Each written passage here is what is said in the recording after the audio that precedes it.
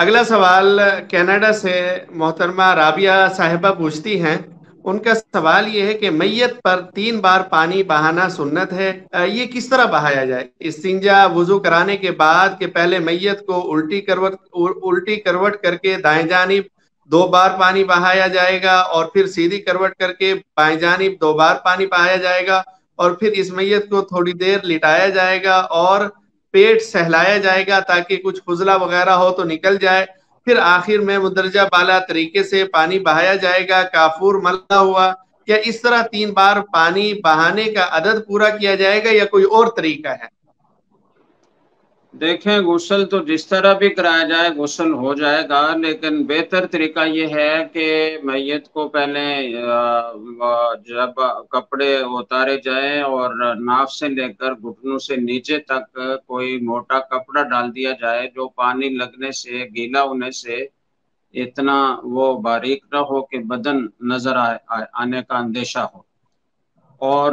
کوئی جو غسل کرانے والا ہے وہ اپنے ہاتھ پر کوئی کپڑا لپیٹ کر یا دستانہ پہن کر تو میت کو استنجا کرائے،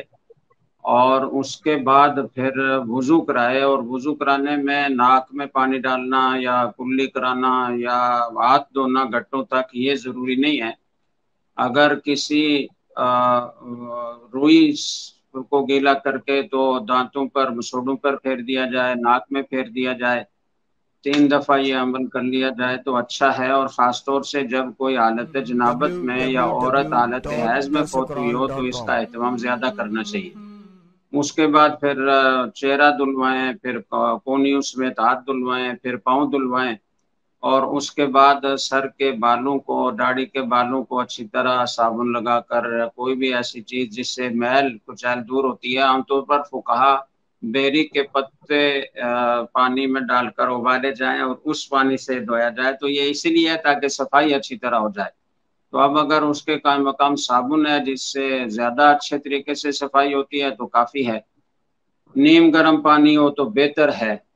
تو اس کا سر دھلایا جائے، اور اس کے بعد پھر اس میت کو بائیں کروٹ پر لٹا کر تو سیدھی کروٹ پر پانی ڈالا جائے 3 مرتبہ، اتنا کہ پانی نیچے کی تہہ تک پہنچ جائے، اور صابن لگا کر اچھی طرح صاف کر لیں تو اور اچھی بات ہے۔ اس کے بعد پھر دائیں کروٹ پر میت کو لٹایا جائے اور اوپر سر سے لے کر پاؤں تک پورے بدن پر 3 دفعہ پانی بہایا جائے، اور اس کے بعد پھر میت کو اپنے ساتھ ذرا سہارا دے کر تو بیٹھنے کے قریب کیا جائے، اور آہستہ آہستہ پیٹ کو سہلایا جائے، اگر کوئی فضلہ نکلے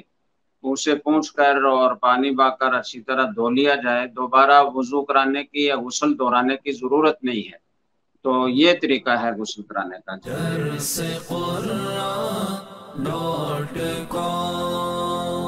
www.darsequran.com